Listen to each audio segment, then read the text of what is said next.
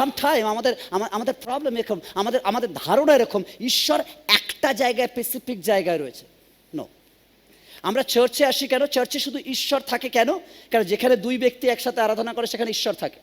সেটা যদি আপনার বাড়ি হয় সেখানে ঈশ্বর থাকে। বাট আমরা চার্চে আসি কারণ বাক্যের ইনকারেজের জন্য, যে আমরা একসাথে সবাই মিলে প্রার্থনা করব, উৎসাহ পাবো, তাই জন্য চার্চে আসি, তাছাড়া অন্য কিছু নয়।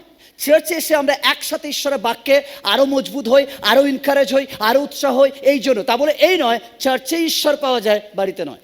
আপনি ঈশ্বরকে খোঁজেন আর ঈশ্বর বলছে আমি তোর থেকে দূরে কবে গেছি। আপনি বলছেন কোথায় কোথায় ঈশ্বর, কোথায় ঈশ্বর? বলছে এরম এরম করতে হবে না, স্টিল কুল, দাঁড়া, তোকে আমার কাছে আসতে হবে না। আমি বারবার বলছি, মানুষ যখন ঈশ্বরের কাছে যায় ওটা ধর্ম হয়, রিলিজিয়ন।